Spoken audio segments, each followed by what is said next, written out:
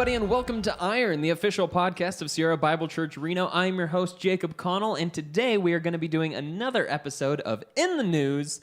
Working title. Hey, I was going to do the music. No way. I was totally... Were you? Yeah.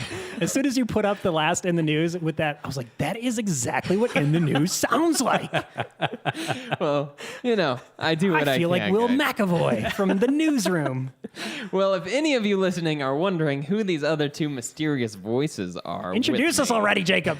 I am getting to it, all right? Patience, guys. So now that you said that, I'm going to introduce you last. Cassidy Hastings is here with us today. How you doing, Cassidy? I am doing well. Yourself? I am doing well. What's your official title here? I don't know. Jesus.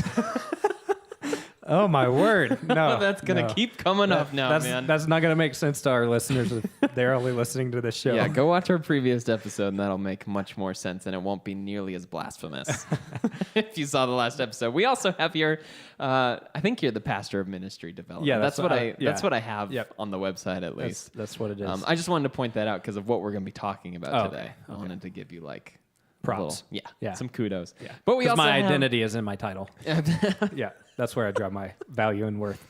Well, now you made me feel bad. As child of God. That's a title. It is. The second mysterious voice with me today is Carl Anderson, the head pastor here at Sierra Bible Church. How you doing, Carl? I'm good. I'm not... Well, I am feisty today. You are a little bit I'm a little feisty. I got fired up from preaching this morning, and You know, there was one point in your sermon this morning where I could tell, I was looking, I'm like, he is passionate about Yeah, this totally. right here. The face That's is good getting stuff. red. He's going for it, man. red-faced preacher. But today we are going to be doing another I don't know if we're going to stick with the title In the News. I kind of like it, but it's a little bland. Oh, sorry. Every time I say that, you Okay. don't have to do the music. Why not? If you guys have any suggestions for name titles for the In the News, send them to iron@sierrabible.org. Maybe we'll use the title. But today we're going to be actually talking about some research that's been released recently about church growth, or more accurately, the lack thereof. And Carl here is actually going to review some of that. And so just give us a basic overview of the research before we kind of dive into our thoughts about it. Carl, would you go ahead and kind of review that for us? Absolutely, Jacob. Thanks for tossing it over to me here. We wanted to unpack for our listeners today is this brand new study dated March 6th, just came out, 2019. It was commissioned by Exponential, which is one of the largest church planting networks in the United States, and I think they do stuff overseas as well. But it was commissioned by them to give to Lifeway Research, which is one of the biggest, most nationwide firms, I guess. They are the research arm of the Southern Baptist Convention in Nashville. And they do fantastic sociological and demographic type of research. They commissioned them to kind of get a state of the church regarding evangelism and multiplication. And basically, the headline is just simply this: small, struggling congregations fill the United States church landscape. It says in the summary of the research is that a new study from Exponential by Lifeway Research found 6 in 10 Protestant churches are plateaued. That means they are not increasing in attendance or declining in attendance. And more than half saw fewer than 10 people become new Christians in the past 12 months. Now, it's important to note that this research, the understanding of this research, the heart behind this research, isn't just to get a sense of whether churches are growing or not growing, whether churches are adding new Christians or not adding new Christians. The heart behind Exponential is to see, are churches producing a reproducing or multiplying mentality? And the way that this research was conducted is they surveyed over 1,000 pastors across various denominations across the entire United States and asked them in-depth questions to discern what level their church was at with regard to addition, multiplication, and reproduction, and multiplication. And they had kind of 5 levels. So I'm going to ask actually Cassidy to unpack these 5 levels that the Exponential research tried to unpack. Yeah, so the kind of the idea behind these 5 levels, if you kind of imagine a point on the left side of a piece of paper or a screen, and kind of level 1 is if you draw a straight line across and then it starts trailing off towards the bottom, that would be kind of level 1, and so that's declining churches. Level 2 is plateaued, so that would just be a straight line going across. And so those are churches like you mentioned, Carl, they're not really adding new people. They're not really evangelizing very much. It's just kind of the same people there the whole time. Attendance is about the same. Everything's kind of level in that sense.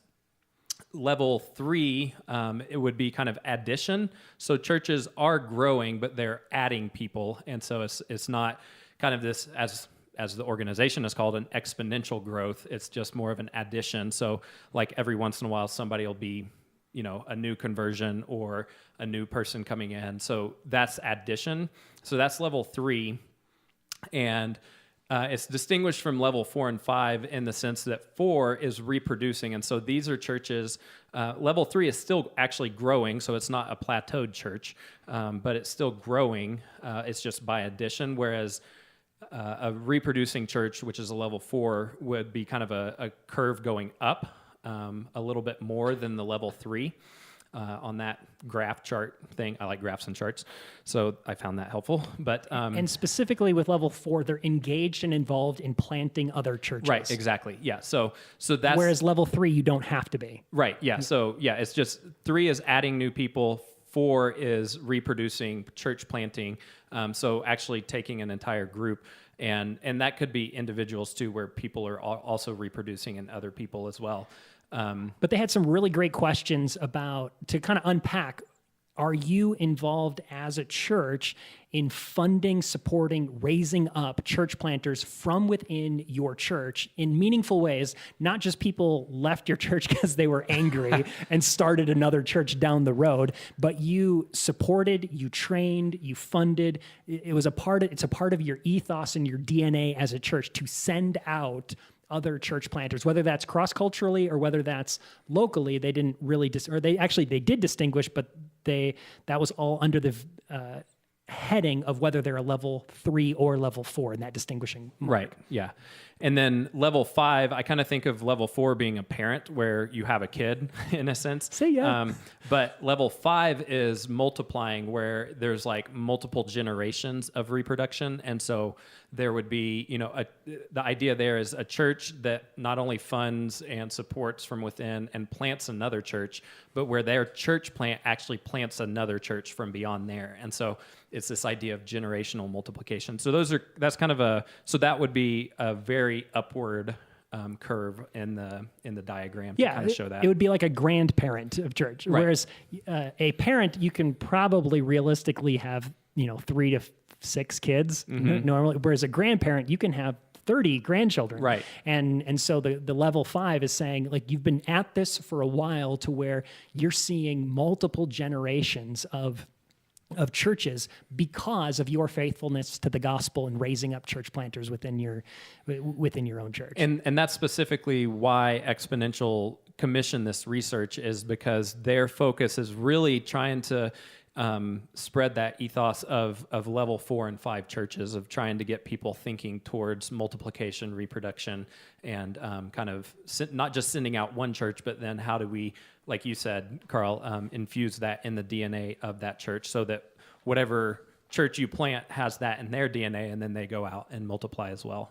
Right. And the executive director of Lifeway Research has a quote in the article that says, "Growth is not absent from American churches, but rapid growth through conversions is uncommon." The research gives clear picture of the state of Protestant churches in America today. Most have fewer than 100 people attending their services each Sunday. Let's lock that in our minds. So mega churches are not normal for American congregations. They're not the norm. Most churches are fewer than 100 people attending their services. That's 57%, including 21% who average fewer than 50. So that's basically just like a large house church. Like 1 in 5 churches that are organized and collaborated as a church in the United States have less than 50 people. And I say that to encourage. Well, no, we'll get to encouragement. We'll get to encouragement later. I'm just trying to give the research at this point. Overview, Carl. I know, gosh, like stop being a pastor. All right, around 1 in 10 churches, only 11% average more than 250 or more for their worship services. I'll just give this kind of last line here. 3 in 5, 61% of pastors say that their churches 60. Okay, I'm not going to give commentary yet, but 61% of pastors say that their churches faced a decline in worship attendance or growth of 5% or less in the last 3 years. Almost half, 46%, say their giving decreased or stayed the same from 2017 to 2018. And I'll leave it at that before we get into my commentary on such news. But that kind of serves as a basic overview of what the research kind of said about what's going on with the state of the church. But now we're going to get into discussion time, Carl. I know you're excited for this. The big picture that we kind of want to hit on today is we kind of want to talk about the great idea of what can churches do to reach not yet believers. And so we're going to go through a couple things here and just kind of discuss kind of our thoughts on this. Starting with what prevents churches from evangelizing and multiplying and going out and making conversions. Do you guys have any thoughts about that in particular? First, just hardcore is disobedience. Like, we are just disobedient to the Great Commission. Like, church has become such a normal part of the American culture that we just take it for granted. We just think churches are always going to be there. Like, it's as American as apple pie or the 4th of July. That just as sure as there's going to be apple pie in the 4th of July in baseball, there's going to be churches in America. And that's just not true. That's not the way that God works. And if we continue to be disobedient to the Great Commission and fail to make disciples who are planting churches, like, we're going to wind up as a country even farther along than some of the post-Christian countries and cultures that are out there. And as I was reading this research, just thinking to myself, could you imagine an organization or a corporation that had stores in which 6 out of 10 of the stores weren't making money or losing money?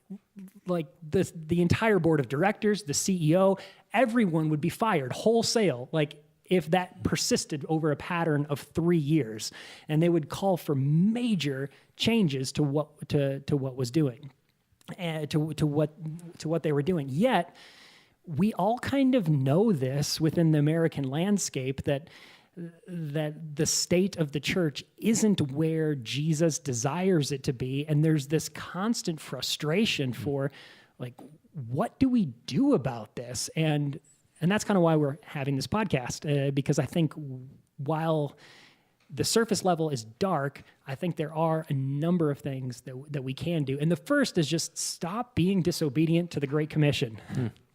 Yeah, I would like, when you asked that question, I was kind of thinking a few things popped into my mind. One, I think just as far as, like, when I think of individual Christians sharing their faith, because I mean, that's really, like, if that's not in the people in our congregations, then that's not going to be in us as a congregation planting other churches as well. And so I think part of that is fear. I think a lot of it is just like, I don't know what to say. I don't know what people are going to, like, how they're going to respond.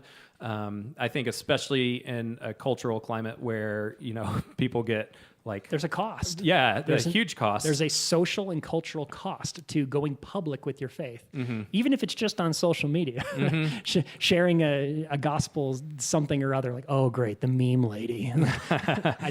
I don't want to be categorized as that. Right. Yeah. And so I think that's also mixed in with, like you were talking about, I think, kind of this idea of churches are always going to be there. It's meeting my needs. This is a level of comfort.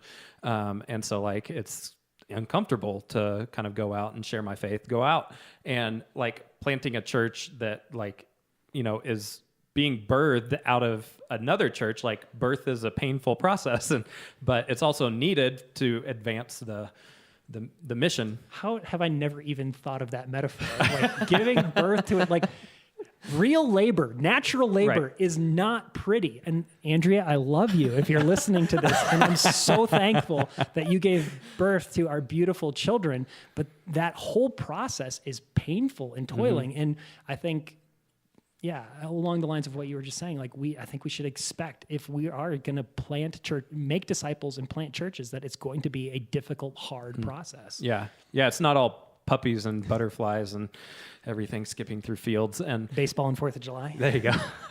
And I think the other thing that kind of comes to mind is just either a lack of identity or a lack of, and I think we've mentioned this on podcasts before, that like, do I really believe this to be true? Because like, if I start sharing my faith with somebody else and they start questioning it, like, is that going to cause my entire worldview to come collapsing down? And so I think in order for us to be not just individuals, but churches as well who multiply, who reproduce and multiply, I think there has to be a clarity of identity as individuals and even as a church. Like, what is a church and what are we trying to actually reproduce there? So I think those are all things that I feel like kind of contribute to those are things that prevent the church from. And I think that evangelism kind and of building multiplication. on that is, you're talking about people who they really don't know what they believe or they're scared. I'm going to make a big, broad painting statement Those here. are always safe, especially with Especially content on that the is going to internet, go on too. the internet. Yeah. But I think in general, at least with these churches that we're talking about, that this has to start with the leadership. That the church in general, it does a poor job of actually equipping its members to go out there and share their faith. Because a lot of churches, and like I think I talked about this in our previous podcast, how I just recently I went to like 8 or 9 different churches around just our city when we moved here, just looking for a home church. And I found that churches, they're more about kind of that Sunday experience, getting people in the seats, but not necessarily equipping them to then go out and make other disciples. Right. Like I've known people who have gone to church for 20, 30 years and are no closer to talking to their coworker about Christ than they were when they first got there. And that's not a sign of a healthy church. Yeah. And this research bears that out. It's essentially saying that the churches that are above 250 on a specific Sunday, those are growing, but they're growing by addition. And they're just, the big are getting bigger and the small are struggling. And that's not a healthy trend. And by addition, that meaning it's just people who are already believers joining the church and not we don't know. converted, We or- don't. We like this study does the best job of trying to unpack, like by asking how many new converts have you made, and the larger churches are the ones that are making 10 plus converts a specific annual year. So. But they're also the bigger church. They're also the bigger churches, and they didn't go into the thousands of numbers. They just said 250 and above. And this is why the study is so helpful, because while those larger churches are growing, still the research bears out across 1,000 churches across the entire American landscape, only 7% are at that level 4, and 0% are at level 5. Now, Exponential's happy about that because when they first started, it was like 5%, 2%. It was yeah. So when Exponential, kind of the origin of Exponential was this idea that when the research was first done, as they categorized levels 1 through 5, at the time when they started, there were 4% of churches that were either a level 4 or 5, and actually kind of the really driving force behind Exponential's mission of gathering different people who and kind of trying to spread this idea of multiplication and reproduction is 4 to 10. That's basically their mission statement, is 4 to 10, and the whole idea behind that is to do what they can to mobilize people to move that percent of level 4, level 5 churches from 4% to 10%. And so when they started, it was at 4, and then this research, which they just commissioned to kind of get, because they were getting questions like, where are we at? Is this even, is the needle moving at all? And so when they saw that it was 7%, they were like, yes, it is moving, like it's moving in the right direction. So, they were super excited. They just had their national conference in Orlando last week, and they had a big celebration for that and everything. So, But we're still on the what are churches doing wrong? yeah. But no, Yeah. so there is Dare you bring positivity into this part of the and podcast? we will dude. get to the positive note, and I think there is a lot to celebrate both in this research and in what God is doing. But in order to get to that in a realistic way and to embrace what is going good, like we have to look at our own warts. Like we have to look, like it's like stepping on the scale after the holidays. Like you're overweight. It's just how much overweight are you? And more importantly, what are you going to do to lose that weight? And so what you were, the personal trainer over there, and the personal trainer Jacob brought up what I think, and this isn't just my opinion, like as we have discussions about this, just as pastors at large, like we all know that this is a problem. But what he was driving at is the rampant consumerism that happens within not just Christianity in particular, but religion in general, where a religious institution, a church in particular, is looked at as the dispenser of religious goods and services. And if they meet my needs, I will continue to go. But if they fail to meet my needs, if they don't entertain me, if they don't produce moral children who obey me, and they don't, Or if I don't leave in a good mood. right, or with a positive, or if they challenge me too much, like I want to be challenged because this is religious, and I realize that I need to be a better person. So challenge me a little bit, but don't put me to the place where I have to like radically alter the way that I'm living. And it's just a consumer type of mindset that we go to Home Depot, we expect a certain amount of goods and services at Home Depot, and if they don't have it, then we go to Lowe's, and if Lowe's doesn't have it, then we go to the hardware store. And this type of consumer-driven mindset has infiltrated the church largely to where the church is this consumer-driven competitive institution among various outlets that are trying to go after the same targets that are essentially religious type of people that are just looking for the best goods and services. And so what is wrong with the church in America today, and we just have to call it out, and we have to continue to call it out. And if the leadership doesn't do it, they'll fall prey into just, well, this is what people want, so I'm going to give them what they want. And I try to, as best as I am able, say we're not here to create religious consumers. We're here to make disciples. And if what we're doing, whether that's on a Sunday morning or just in any of our ministries, if we're not being about making disciples who make disciples, like either we prune ourselves now, we wither ourselves now, or we refine ourselves now, or God refines us on the last day. And we say to him, what, Lord, did I not prophesy in your name? Did I not build this huge church with 3 different campuses and 5 different services? And Jesus looks back to us and says, I never knew you. You created a really entertaining institution. But essentially it was Hollywood. But I think that's a rather new phenomenon, probably 70s, 80s moving forward, whereas a previous generation was probably caught up in ritualism of just like, this is kind of what we do. And that's kind of where I started with the disobedience of like, it's just American. We go to church, and kind of at the death of the mainline churches, or the dying of the mainline churches, brought about this rise of this consumer-driven evangelical megachurch phenomenon that isn't all bad, and I don't want to paint that picture. And God uses small churches, he uses large churches, he uses all different types of churches. Size isn't a problem, but a consumer-driven attitude and a consumer-driven philosophy will be judged rather severely by God on the last day, and Paul even says that. So kind of as you're talking about that, how do you think you identify within a church context, like, what is a culture of disciples making disciples and what is a consumer mentality? Just because I feel like that a lot of churches who like certain people would look at and say, yeah, that's a consumer driven church. Mm-hmm. They're looking at themselves probably saying like, no, we're a church that makes disciples who makes disciples. And so I wonder if there might be some type of like internal blindness or what. So like, how do you kind of gauge, like, how do you make that distinction? I guess a consumer-driven or and some of the more discipleship-oriented, we're going to be hardcore about making disciples who make disciples. Sometimes those churches are like, but you kind of set up a little bit too many barriers to the gospel to where if you're not already a level 5, you don't want to be a member there because the bar is just so high.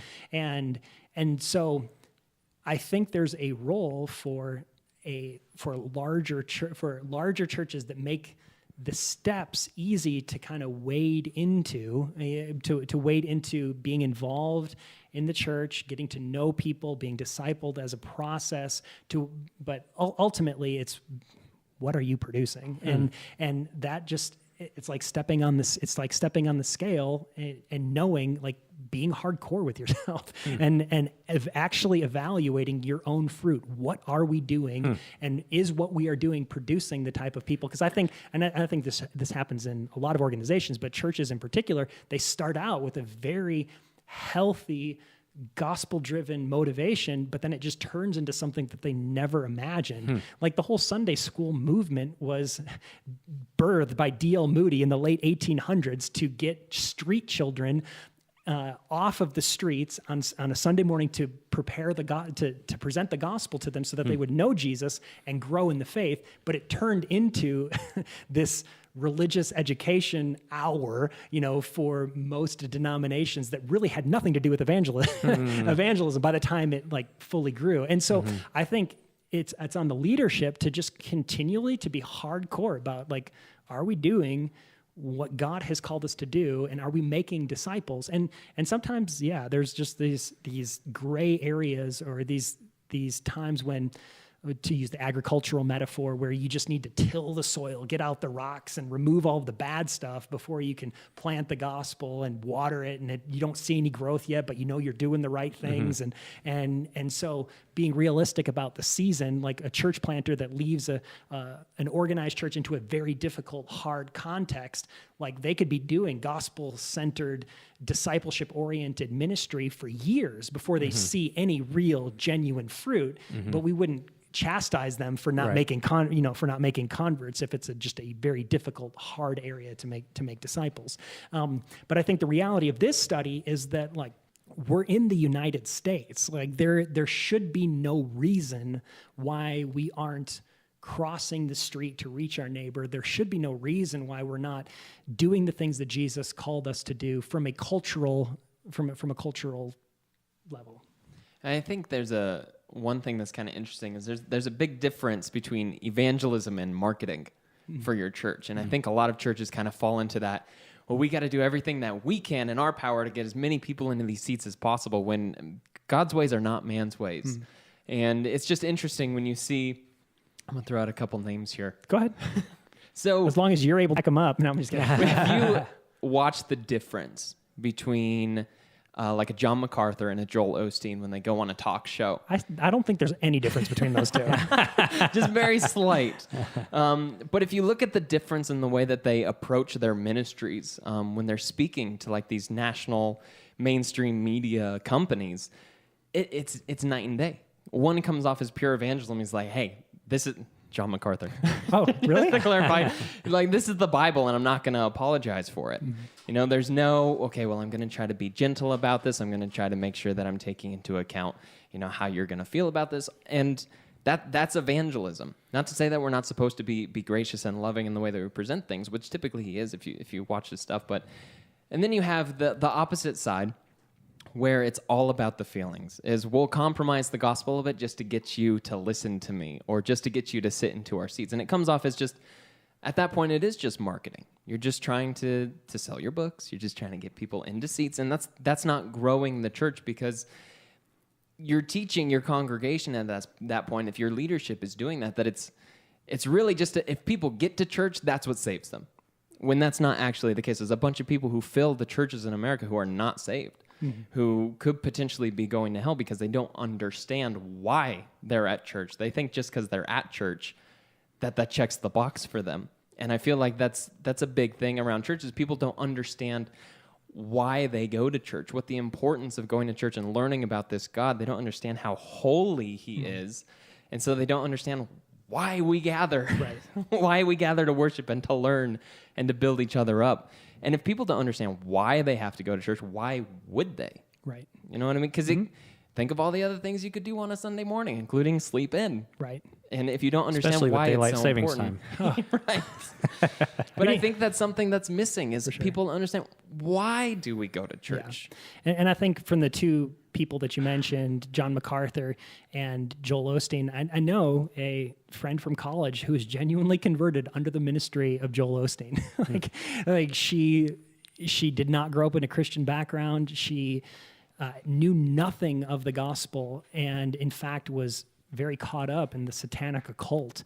And one evening, like just Joel was on the television at the very end, he's like, now, if any of you want to become a Christian and confess your sins to Jesus, he will forgive you and give you a new life. And that's true. Like that's true. Truth. And that's just like the stock thing that they put at the end of the message, but she genuinely like prayed, and I think at the end of, I don't know what he does now, but this was 15 years ago or something, and he said, like at the end, if you've prayed that prayer, make sure you get yourself in a Bible believing church and start attending church, and like it worked, like for her, like she became a genuine believer.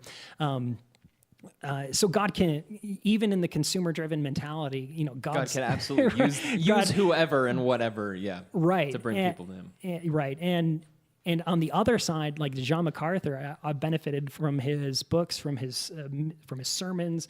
I own many of his commentaries, and I appreciate a lot of what he does.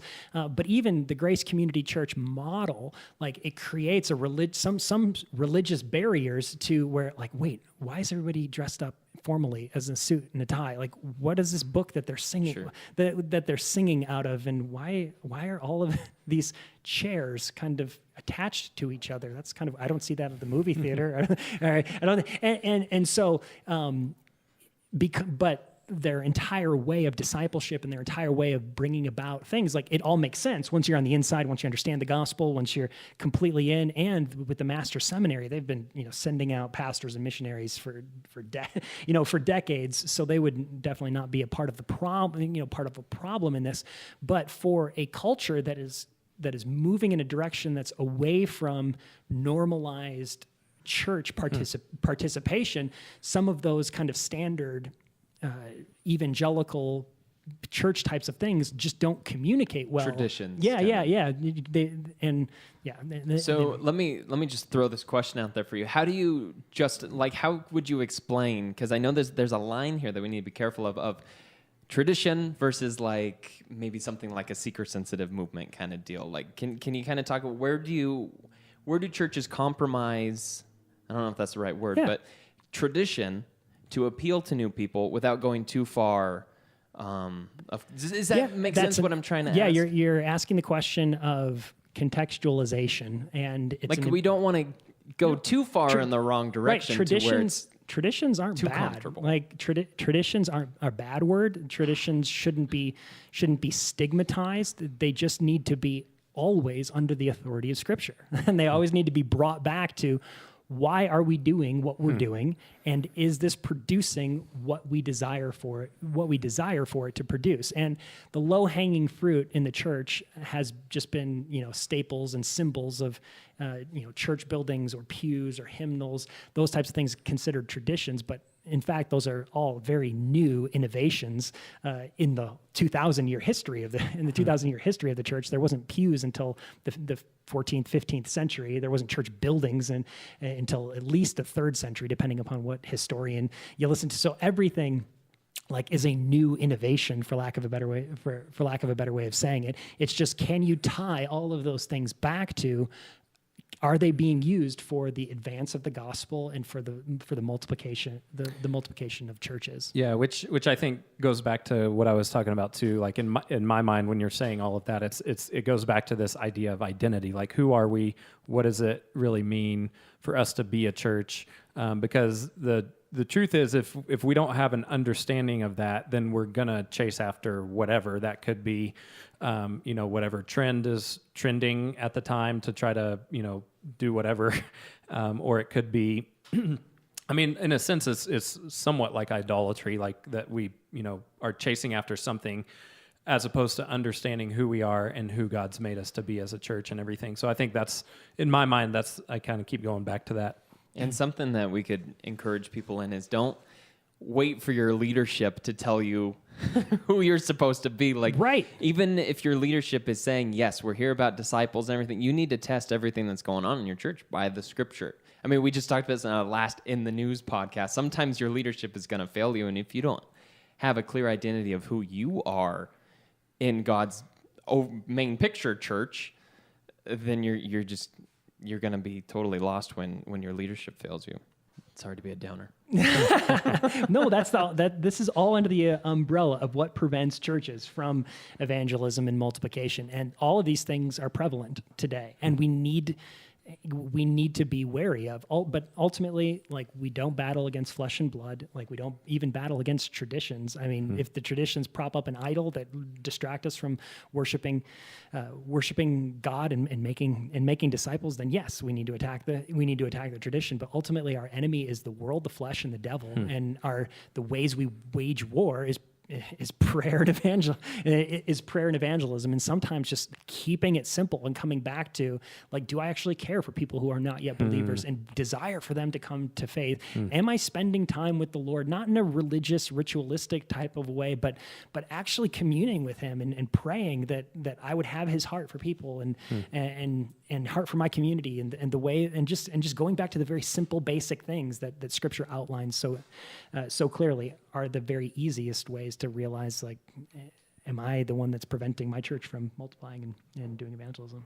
So moving on to kind of a different idea, let's talk a little bit about what the churches are doing in general that's working right now. So what are churches out there doing that is promoting evangelism and multiplication and addition? I've been talking a lot, so Cassidy, what have churches been doing?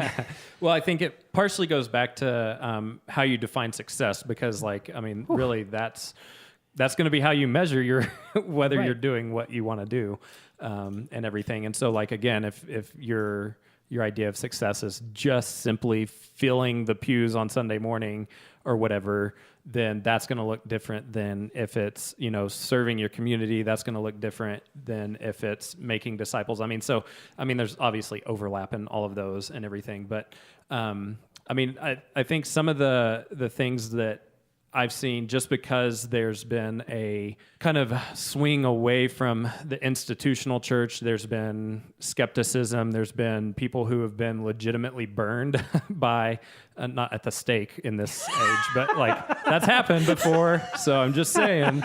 Let's not bring that back. But depending upon who you listen to and read, you will think that that's going to happen, like, tomorrow. Yeah.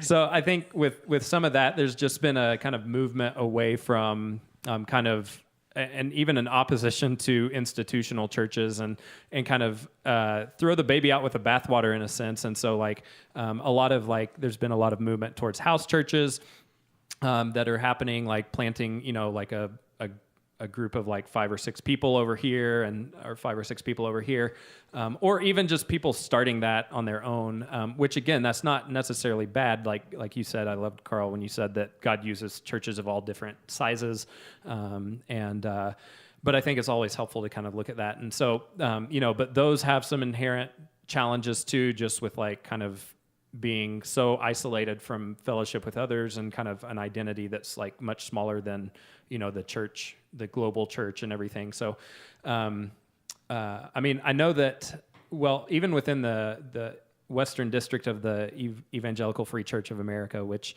is part of what Sierra Bible Church is part of the EFCA Western District, the mission statement of the Evangelical Free Church of America, I think it's I think it is our national overarching mission to multiply transformational churches among all people, and within the Western District specifically, I think it's We Multiply, and just this idea of how do we multiply individuals, how do we multiply churches, and so we've got people even within our own district, other EFCA churches that are kind of working on this.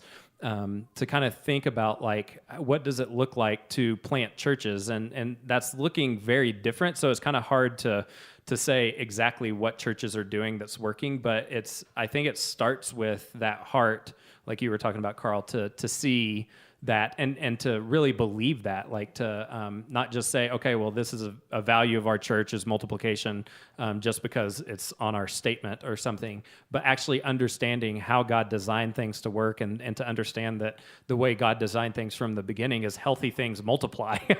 He designed things to reproduce, and so like just being able to do that. So I think it starts there, and then as far as like what specific churches are doing specific things,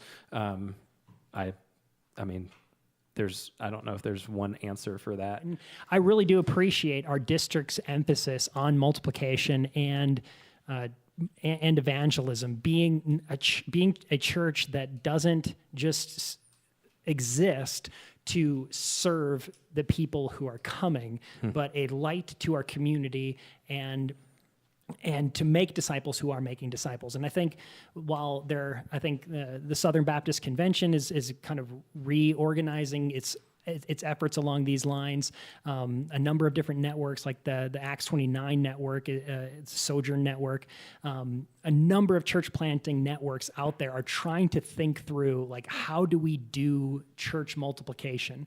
Now, I think being a part of a network, according to what Cassidy was just mentioning, is important for long-term sustained and healthy growth, but it's not necessary. It's not necessary in order to start. In order to start a church, you could pretty much gather some people in your living room and have pastoral oversight, go through all of Mark Dever's 9 marks, and be an actual church with preaching of the true gospel, participation in of the sacraments or ordinances. You can do that, but I think if churches truly desire to make a long-lasting impact upon their community, that they should be joined together with like-minded believers who are encouraging, helping, and supporting. And that's where I think denominations and networks moving forward are going to be really helpful for people. I think kind of the old mentality was that denominations, institutions, and structures are just a hindrance to the gospel. And in many cases, probably in generations past, they were. But I think in our cultural climate in which the institutional church is kind of under attack in so many ways, that our skeletons from our past are being revealed.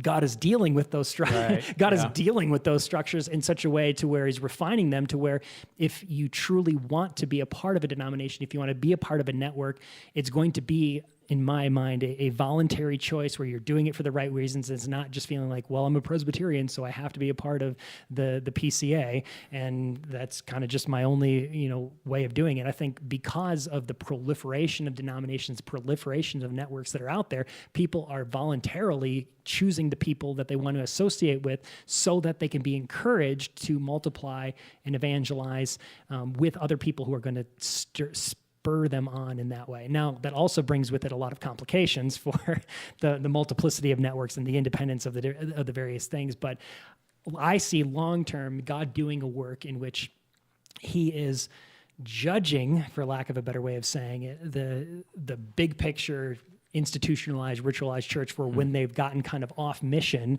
And while at the same time, at the grassroots level, the house churches and the things that are kind of just doing church in a living room are seeing like, you know what, if we want to make a bigger impact other than just our living room or our neighborhood, like we need resources from other people and thinking through like who are, we genuinely aligned with.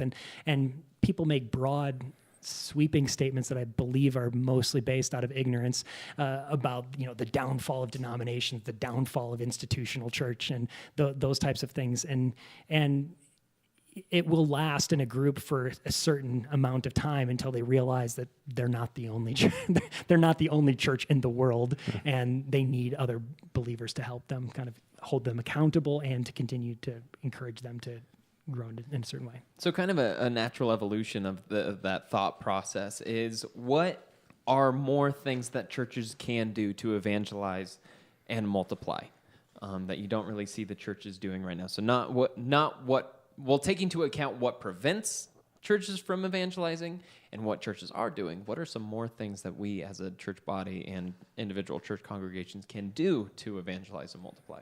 Well, I think just one of those things is just knowing what you believe and really believing it. And then I think an extension of that is helping the people understand that as well. I mean, we talked about it earlier that, part of the downfall or the thing that's preventing churches from evangelism and multiplication is, in a sense, a lack of discipleship, a lack of the leadership equipping people to help them understand things like, what is the church and why do we value multiplication? Not just because we say it in a statement somewhere, but like, why is that embedded in our DNA?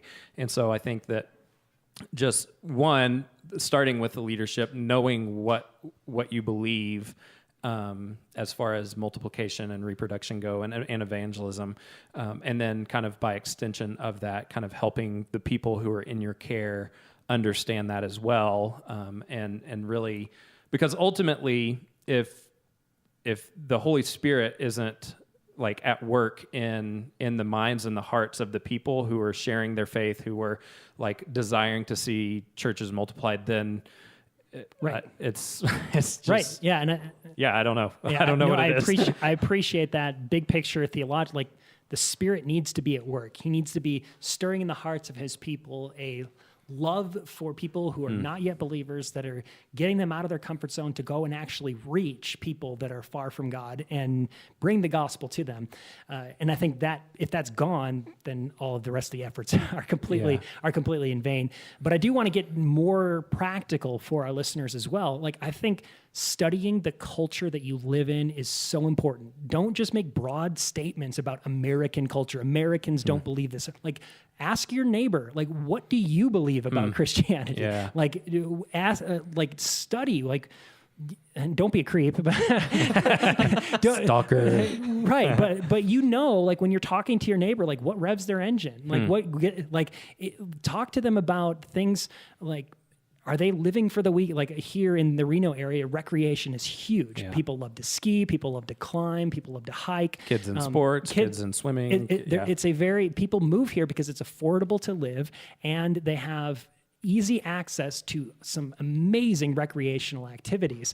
And I think just being cognizant of those types of dynamics that are at play in your context can offer insights into, dude, like, do you want a joy that's so much greater than shredding POW? As awesome as awesome as shredding POW and getting face shots with fresh snow is, like, imagine that joy that you receive in that instantaneous moment of the perfect day. Imagine that blown up over centuries and centuries. All of the longings and desires of your heart as a creature made in the image of God, magnified forever and ever in the new heavens and the new earth. And obviously, I'm already using theological language because I'm mainly talking to Christians right now.